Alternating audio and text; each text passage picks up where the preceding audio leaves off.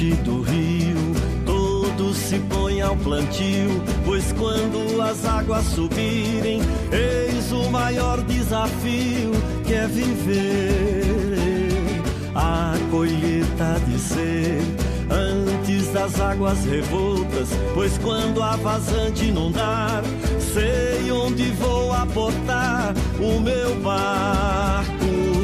Ribeirinhos guardiões da nossa casa comum, Laudato Si é Francisco chamando um a um.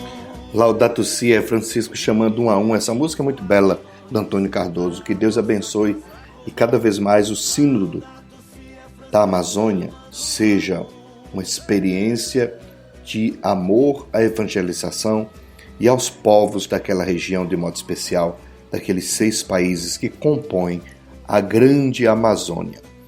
Hoje teremos 2 momentos. Teremos a Sinfonia Amazônica com o Giovanni Colares, que é leigo da Paróquia do Cristo Rei, com um segundo momento histórico, que ele vai falar um pouco antes do sínodo. E depois teremos um pouco da fala da entrevista que o padre Adelson Araújo concedeu ao jornal O São Paulo, a respeito também do sínodo da Amazônia. Vamos escutar um pouquinho mais esta música e logo voltaremos com a Sinfonia Amazônica com Giovanni Colares, da Paróquia do Cristo Rei. Ribeirinhos guardiões da nossa casa comum, Laudato Si é Francisco chamando um a um. Pensar também nessa questão do sínodo ligada ao passado da igreja, de uma forma temos uma visão sistêmica maior. Pode parecer estranho nós fazermos essas viagens ao passado, mas é como a vida da igreja pode ser vista tal qual a nossa própria vida. Você sempre que conversa com alguém sobre uma determinada situação, quando você procura conhecer alguém mais, certamente uma volta ao passado, uma pergunta sobre uma referência de tempos antigos, uma dada curiosidade sobre como as coisas começaram é muito comum, muito propícia para o entendimento. Então, fazendo esses ecos do passado, nós estamos usando a potência da memória. O Concílio Vaticano II, iniciado no início da década de 1960, foi uma proposta do Papa João XXIII para o que ele chamou de aggiornamento, em italiano, que significa simplesmente uma atualização, um trazer a Igreja ao tempo presente de então, com suas dificuldades, com seus desafios, com suas revoluções culturais em vias de se tornar mais graves, com os desafios da tecnologia que aos poucos ia tomando de conta do mundo, da rotina do trabalho e da forma de viver das pessoas. O Papa percebeu que tudo aquilo precisava de uma resposta da Igreja e assim convocou o Concílio Vaticano II. Junto a isso também, nós temos que compreender que o cenário da América Latina se torna muito propício e é o que tem sido usado pelo Papa Francisco como referencial para, no seu ensinamento, no seu magistério pontifical, servir de referencial para uma melhor compreensão de como lidar com os desafios do mundo. Um momento muito importante também na Igreja, que ocorreu na América Latina há 40 anos, foi a Conferência de Puebla, do CELAM. O CELAM é o Conselho Episcopal Latino-Americano, que reúne os bispos de toda a América Latina, de suas diversas conferências. E aí, na reunião desses bispos, é depois também feito um relatório, um documento final, E nesse documento nós podemos facilmente encontrar na página, mas no parágrafo 125, uma nota que trata sobre os leigos. Ela fala assim: leigos, o seu sentido de pertença à igreja aumentou em toda parte, não só pelo compromisso eclesial mais estável, mas também por sua participação mais ativa nas assembleias litúrgicas e nas tarefas apostólicas. Isso também como um fruto de mudanças que aconteceram no Concílio Vaticano II. No número 126, ele toca que a mulher merece uma menção especial, tanto a religiosa quanto a dos institutos seculares, e as simples leigas participam atualmente cada vez mais das tarefas pastorais, embora em muitos lugares ainda exista o medo desta participação. Ora, vejamos bem, nas últimas notícias, nos debates, nas comunicações da grande mídia, da mídia de massa, nós temos notado que tem se falado dessa preocupação. Será que esse sínodo vai permitir que mulheres sejam ordenadas? Começam uma série de especulações que ainda refletem o que se pensava e se percebia há 40 anos atrás na América Latina, que também, por certo, ainda é próprio de toda a Igreja, da Igreja Universal. Mais adiante, no número 153, tratando sobre a evangelização no futuro, veja bem, isso há 40 anos atrás, então já se dirigindo ao nosso tempo, é dado este conselho: empenhar-se em recrutar novos agentes de pastoral, tanto clérigos quanto religiosos e leigos, adaptará a formação destes agentes às exigências das comunidades e dos ambientes.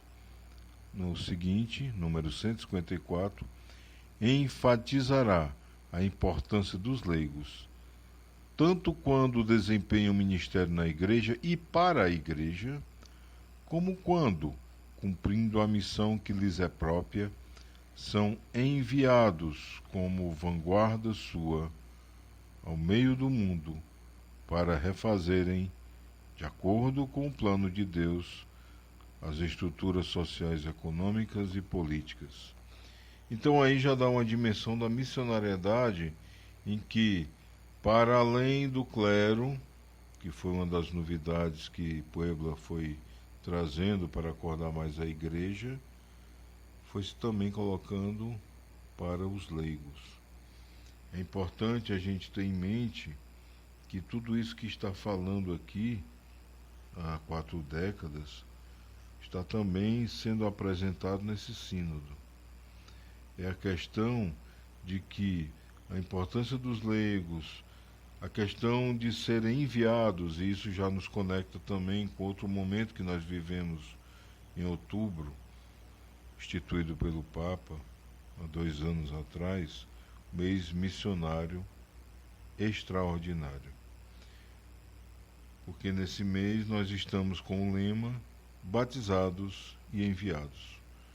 E somos todos nós que estamos nesse contexto para melhor ajudar a igreja.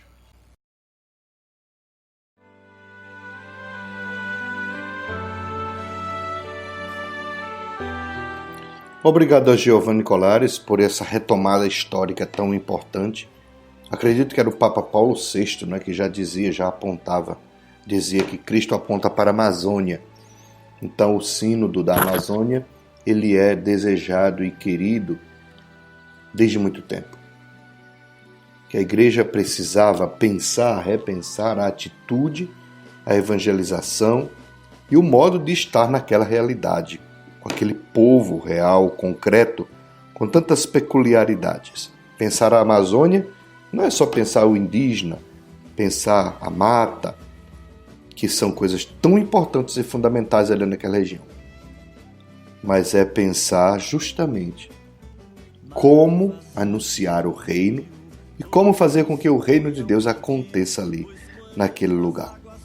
Por isso é fundamental estarmos atentos. Então foi perguntado ao padre Adelso por que o Papa Francisco convocou um sínodo para a Amazônia. E ele disse: não há dúvidas de que o Papa Francisco tenha uma particular preocupação com a região amazônica. Quando esteve no Brasil para a Jornada Mundial da Juventude, em 2013, ele quis se reunir com todos os bispos da América Latina no Rio de Janeiro, para lhes falar que a Amazônia seria uma provação para a Igreja. Depois veio a criação da Comissão Episcopal da Amazônia, ligada à Conferência Nacional dos Bispos do Brasil. O surgimento da Rede Eclesial Pan-Amazônica, a REPAN, a publicação da encíclica Laudato Si, na qual a Amazônia é citada, e por fim a convocação de um sínodo especial para discutir os grandes desafios pastorais socioambientais. Como vemos, este tema estava no coração do Papa. No coração do Papa, como uma provação. A necessidade de trabalhar o sínodo, a necessidade de trabalhar a realidade, a necessidade de trabalhar o que ali acontece, se passa na vida das pessoas. Então o padre Adelso chama atenção justamente para isso, né? Que não podemos esquecer que isso não é uma novidade, porque a igreja ela sempre se posicionou a favor da vida e denunciou também as ameaças que pairam sobre os povos tradicionais amazônicos e toda a fauna e flora. E então ele diz: já São Paulo VI escrevia aos bispos da Amazônia em 72, afirmando que Cristo aponta para a Amazônia. E São João Paulo II fez questão de se encontrar com lideranças indígenas amazônicas em suas vindas ao Brasil, as quais disse, abre aspas, a Igreja, queridos irmãos índios, tem estado e continuará a estar sempre ao seu lado para defender a dignidade dos seres humanos, para defender o direito a ter uma vida própria e tranquila, no respeito aos valores positivos das suas tradições, costumes e culturas. Tenho recebido com grande dor as notícias que me chegam sobre violações desses direitos, motivadas pela ganância e por interesses escusos, com graves repercussões sobre a vida, a saúde e a sobrevivência de alguns grupos indígenas. Peço a Deus que ilumine a todos os responsáveis pelo bem comum deste país, para que se encontrem soluções sábias e eficientes para essas situações lastimáveis. Isto foi dito por São João Paulo II em Cuiabá, no dia 16 de 10 de 1991. Então, claro, é uma preocupação da Igreja desde muito tempo. Paulo VI, João Paulo II, também o Papa Bento XVI, no encontro com familiares, com milhares de jovens no estádio do Pacaembu, em São Paulo, disse: nossos bosques têm mais vida.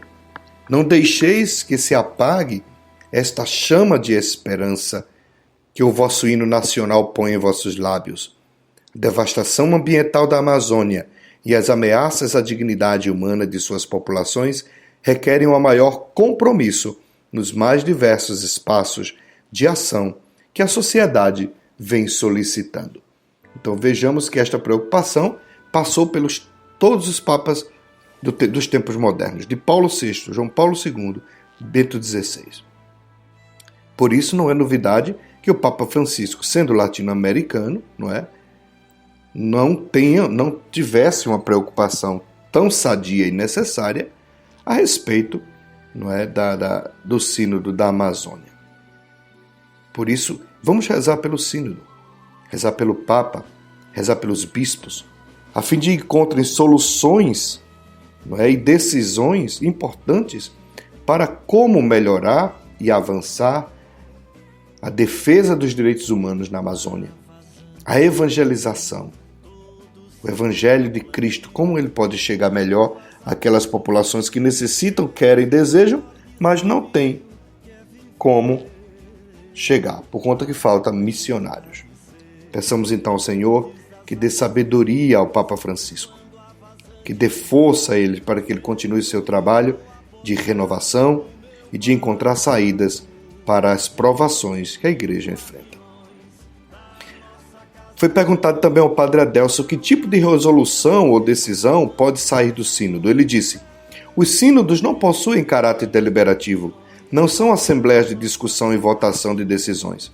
São antes um espaço de discernimento e de consulta por parte do Santo Padre sobre determinado tema que já teve início antes mesmo do próprio sínodo, nas diversas reuniões e eventos realizados pela Igreja da Amazônia. Contudo, algum tempo após a realização do sínodo, é comum que o Papa escreva uma exortação apostólica na qual suas conclusões a respeito dos temas refletidos são comunicados aos católicos do mundo inteiro com orientações que toda a Igreja deve seguir.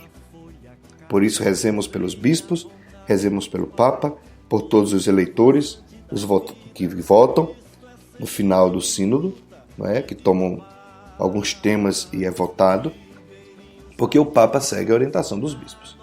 Principalmente depois do sínodo da juventude, o Papa, não é, fez isso. Ele aprova o documento que é aprovado, digamos assim, sendo redundante, no sínodo. Depois, ele escreveu uma carta. Peçamos ao Senhor, então, que inspire o nosso Papa e nós, como Igreja, rezemos por ele, desejando muita paz, força, lucidez e sabedoria para encontrar caminhos corajosos, cheio de profetismos, para aquela realidade tão difícil, dura e tão necessária da evangelização. Amém. Vamos escutar agora a linda canção Uma Só Será a Mesa, da campanha da Fraternidade. De uma das campanhas de fraternidades, não lembro se foi 2007, 2008, que é linda e me toca muito. Então desejo que vocês escutem, rezem e estejamos assim unidos com o Papa Francisco. Obrigado pela sua audiência e logo voltaremos a qualquer momento com mais notícias a respeito do sínodo.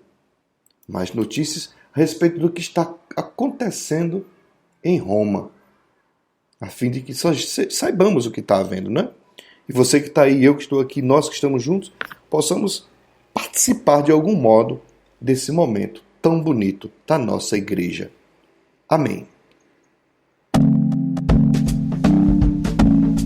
Amar e servir, a sua rádio online.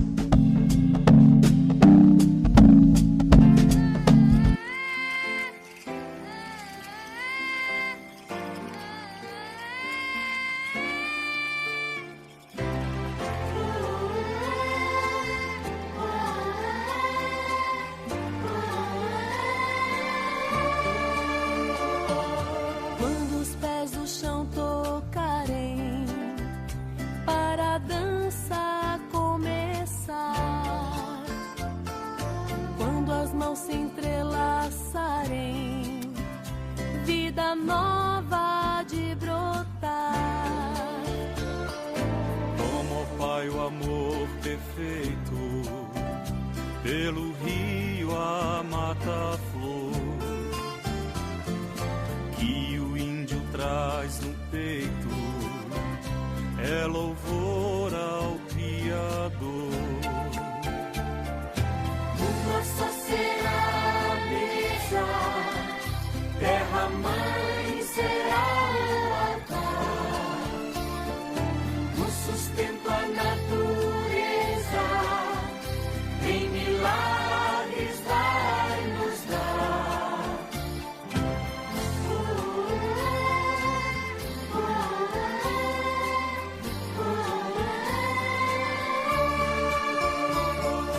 Eis aqui, Senhor, as dores deste Cristo, povo irmão. Sejam hinos seus clamores na defesa de seu chão. Nova terra nós sonhamos, onde todos têm lugar. Os direitos nós buscamos, vida, pão, respeito, lar.